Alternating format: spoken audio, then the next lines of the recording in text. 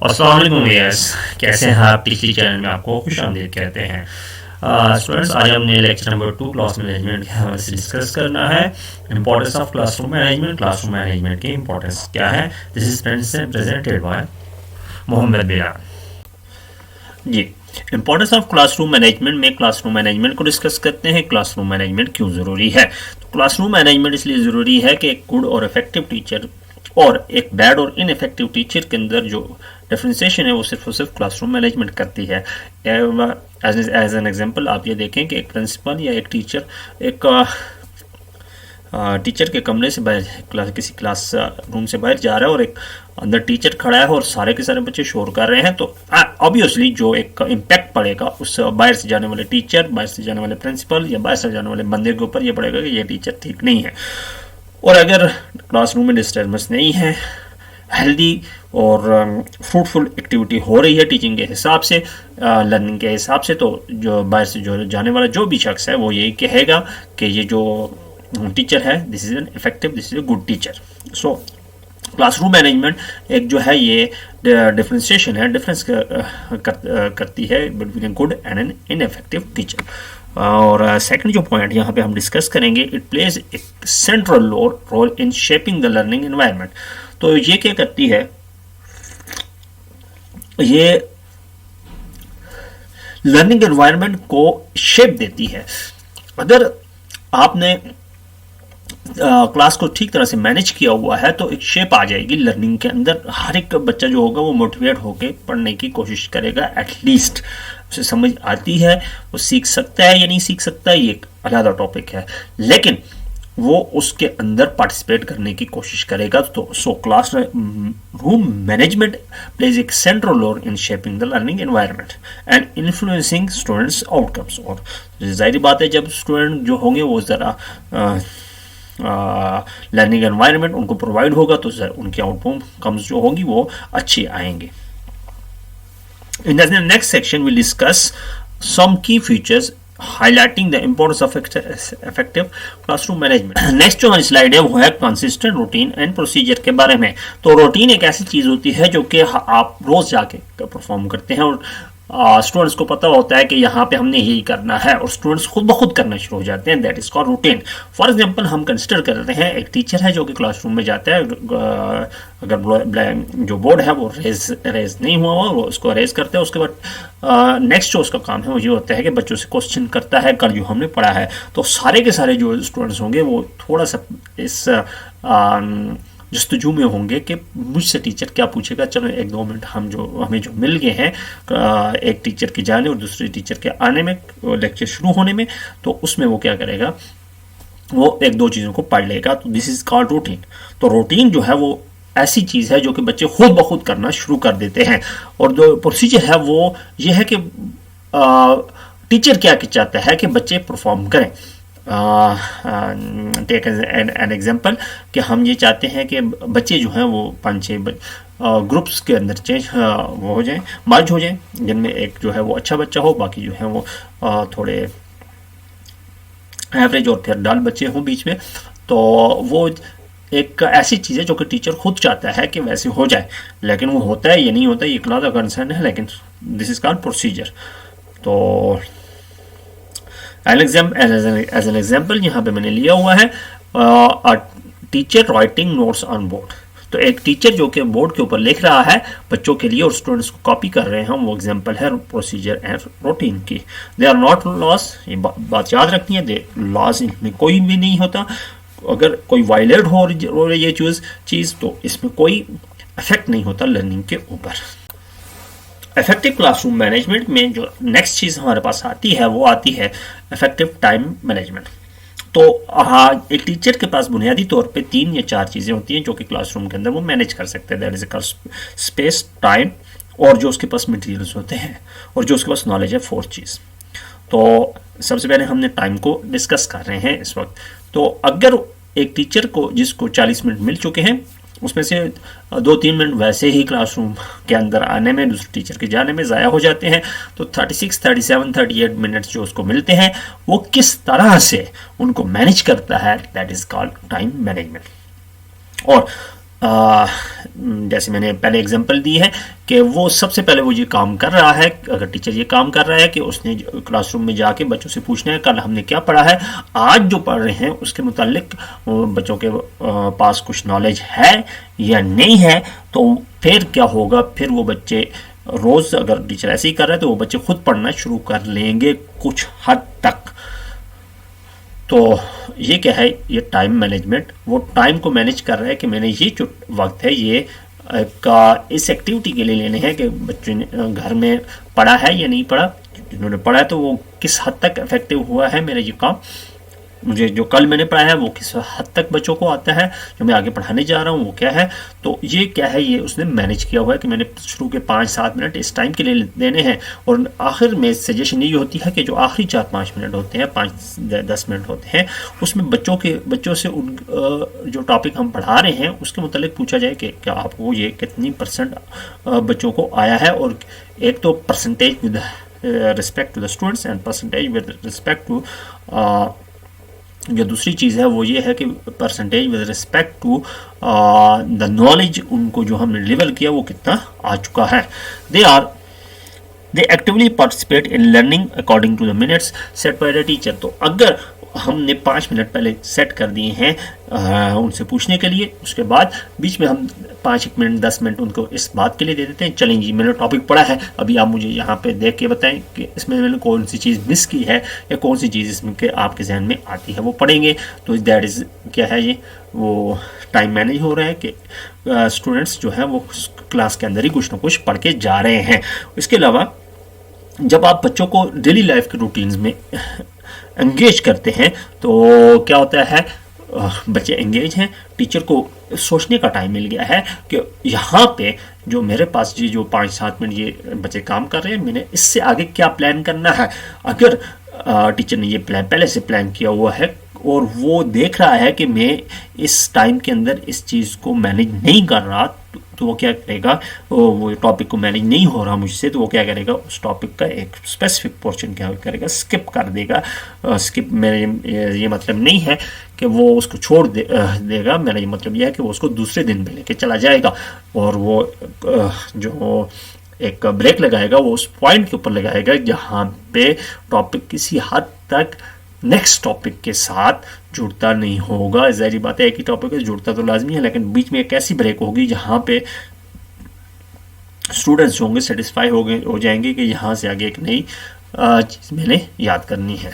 जो दूसरे main points इसमें आते हैं वो आते हैं पॉजिटिव एटमॉस्फेयर। तो टीचर का ये काम है कि वो पॉजिटिव एटमॉस्फेयर बच्चों को क्रिएट करके देगा। अगर वो पॉजिटिव एटमॉस्फेयर क्रिएट करने में नाकाम है तो इसका मतलब है कि वहाँ पे स्कूल क्लास की मैनेजमेंट बिल्कुल नहीं है उसके पास। हाई टेस्ट स्कोर्स तो आजकल ये इसमें लिखना नहीं चाहिए था मुझे, लेकिन आजकल जो है वो जो बच्चे पढ़ रहे हैं वो इसी वजह से 90% बच्चे इसी वजह से पढ़ रहे हैं कि उनके जो एग्ज़ाम में नंबर है वो बहुत अच्छे हो जाए।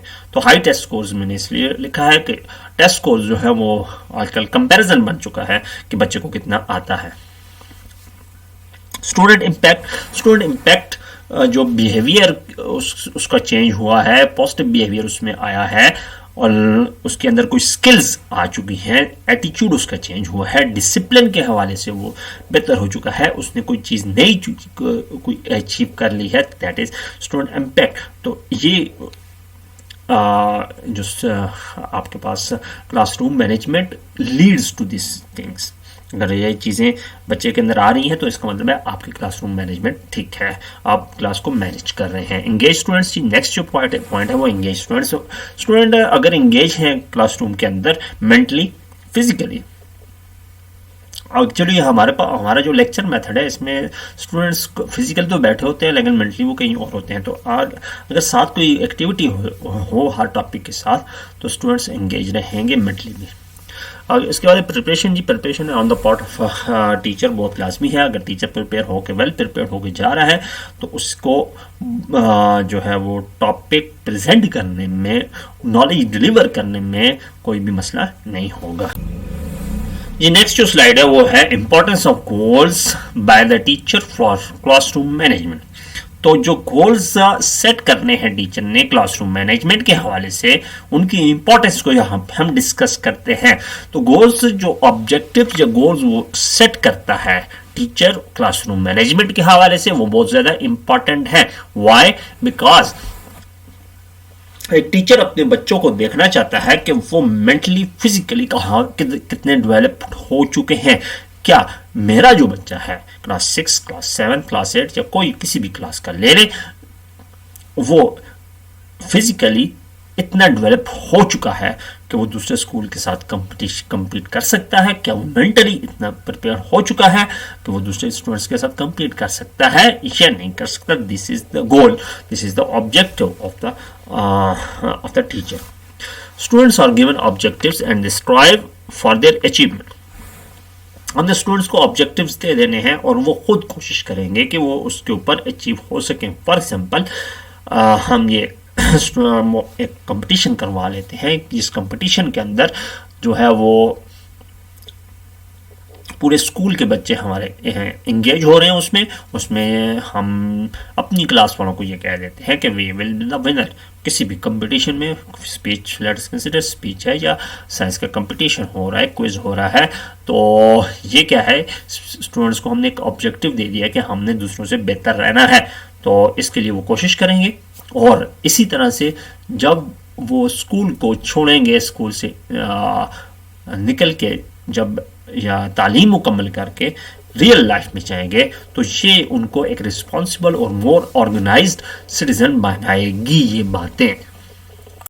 नेक्स्ट जो हमारी स्लाइड है वो है कि गोल्स और ऑब्जेक्टिव्स जो हैं ये क्यों ज़रूरी हैं।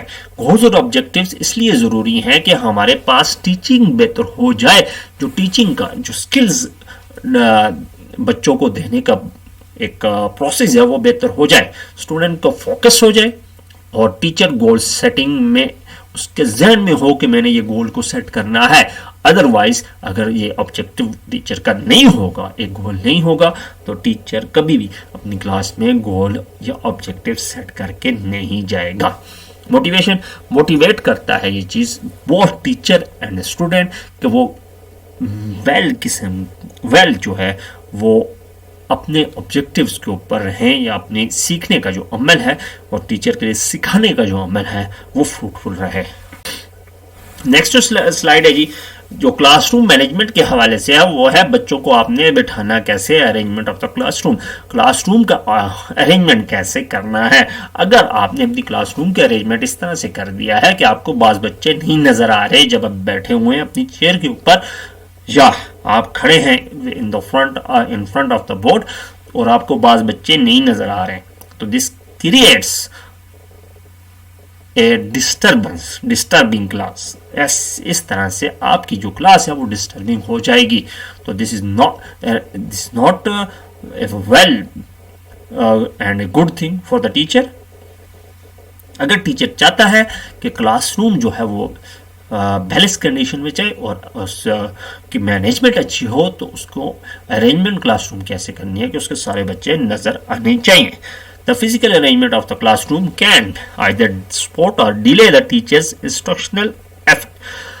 अभी टीचर अगर पढ़ा रहा है, पीछे कोई बच्चा शोर कर रहा है और वो ऐसे देख रहा है, उसको बाज बच्चे नजर ही नहीं आ रहे, तो दैट्स व्हाट दिस मीन्स कि वो जज ही नहीं कर रहा कौन सा बच्चा बातें कर रहा है। तो इंस्ट्रक्शंस जो दे रहा है, जो चीज़ डिलीवर करने की कोशिश कर रहा है, ना उसकी क्वालिटी होगी और ऑटोमेटिकली ना उससे टाइम मैनेज होगा। डिफरेंट अरेंजमेंट्स हो सकती हैं जी, यू शेप जो हम बच्चों को अक्सर बैठाते हैं रोज के अंदर ये। तो जो क्लासरूम मैनेजमेंट में एक टीचर ने देखना होता है कि वो कौन सी ऐसी चीजें हैं जिनको वो इंपॉर्टेंस देगा। एक इंस्ट्रक्शंस और टॉपिक पढ़ाने के अलावा वो कौन सी ऐसी चीजें हैं कि जो उसने वहां पे क्लासरूम के अंदर देखनी है। सबसे पहले आई कांटेक्ट, वो बच्चों के साथ एक आई कांटेक्ट बनाएगा। अगर उसका आई कांटेक्ट नहीं है तो बच्चे जो हैं वो सीखने का जो अमल है उनका वो डिस्टर्ब रहेगा क्लास के अंदर। रूम डिवाइडर्स ये बेसिकली लैब के लिए है कि लैब के अंदर इस तरह से सेटिंग होनी चाहिए कि एक बच्चा दूसरे बच्चे से अलग हो, कि एक बच्चा जो एक्सपेरिमेंट कर रहा है या ग्रुप जो एक्सपेरिमेंट कर रहा है वो अपना काम करे और जो दूसरा ग्रुप है वो अपना काम कर रहा हो। दोनों के दरमियान में कोई ऐसी फिजिकली किस्म की बाउंड्री होनी चाहिए कि जिससे वो दोनों एक दूसरे का काम ना देख सके, लेकिन टीचर जो है वो दोनों को देख सकता हो। This is room divider. Instructional aids, तो अगर आप किसी स्टूडेंट्स को समझाने जा रहे हैं, टीचर को समझाने जा रहे हैं और आपके पास एवी एड्स नहीं है तो फिर आप बच्चों को नहीं समझा सकते, बच्चों का कंसेप्ट जो है वो क्लियर नहीं करवा सकते। Unhindered passage of ways for teachers, अगर टीचर को क्लासरूम में जाने के लिए पूरी क्लासरूम में घूमने के लिए पैसेज जो है, रास्ता जो है वो सही तरह से प्रोवाइडेड नहीं है, तो फिर वो टीचिंग जो है वो सही नहीं हो सकती, क्योंकि बाज़ बच्चों को पता होगा टीचर मुझ तक नहीं पहुंच सकता। तो सो दैट क्रिएट्स उनके जहन में, बच्चों के जहन में एक डाउट आ जाएगा कि मैंने ना भी सीखा तो खैर अब यहाँ तक पहुँचते पहुँचते टीचर का टाइम बहुत ज़ाया हो जाएगा।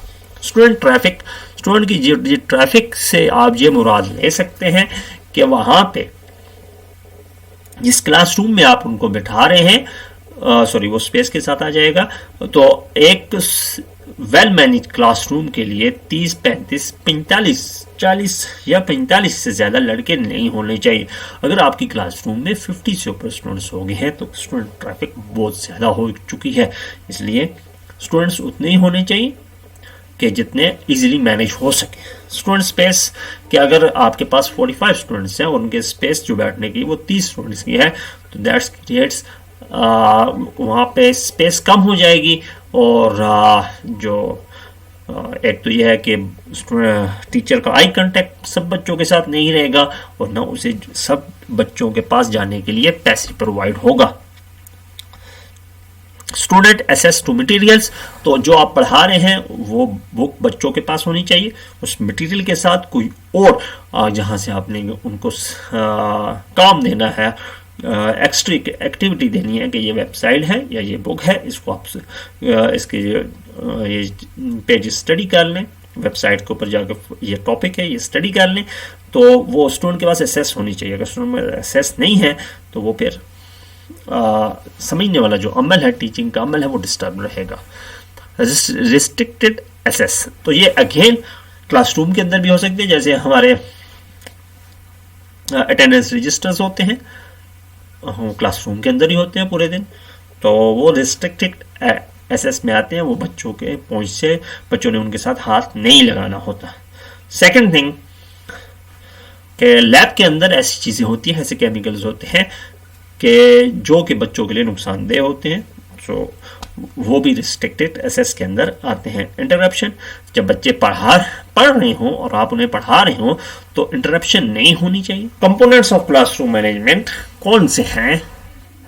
सबसे पहले क्लासरूम डिज़ाइन, कि आपने क्लासरूम का डिज़ाइन कैसे रखा हुआ है, क्या प्रॉपर वेंटिलेशन है, क्या लाइटिंग का सिस्टम वहाँ पे है, क्या क्लासरूम जो है वो इस तरह से तो नहीं है कि वो रास्ते के साथ, ऐसे रास्ते के साथ है जहाँ पे हर वक्त शोर होता है, बाजार के अंदर के साथ जुड़ी हुई है, तो ऐसी क्लासरूम को अवॉइड करना चाहिए ऐसे बनाने में, या ऐसा सिस्टम बनाना चाहिए कि बाहर की आवाज़ें अंदर ना आ सके। सेकंड जो पॉइंट है वो है rules and discipline of a classroom. तो रूल्स और डिसिप्लिन ये क्लास टीचर का काम है कि वो बनाएगा, वो जो हेडमास्टर है, प्रिंसिपल है, वो उसको गाइड करेगा एंड वहाँ पे इम्प्लीमेंट करना जो है ये क्लासरूम टीचर का काम होता है। स्केड्यूल ऑफ द क्लासरूम, कि आपने जो शेड्यूल बनाया हुआ, स्केड्यूल बनाया हुआ है, शेड्यूल बनाया हुआ है वो क्या है, उसके ऊपर जो है वो सारे स्टूडेंट्स ने उसी को फॉलो करना है और वही टीचर आएगा जो कि जिसका शेड्यूल के अंदर या क्लास है। Organisation of the classroom, class को आपने ऑर्गेनाइज कैसे किया हुआ है, मतलब सीटिंग प्लान्स ये भी आप ले सकते हैं, मतलब आपने उनको किस तरह से गाइड किया हुआ है कि वो यहाँ पे सीखने का अमल वो किस तरह से उसमें इन्वॉल्व रहेंगे। इंस्ट्रक्शनल टेक्निक्स, हर टीचर की अपनी अलग इंस्ट्रक्शनल टेक्निक्स होती हैं, तो कौन सा टीचर किस इंस्ट्रक्शनल टेक्निक को फॉलो कर रहा है, दैट्स अप टू देम उन टीचर्स के ऊपर है, लेकिन ये कंपोनेंट ऑफ क्लासरूम मैनेजमेंट में आता है।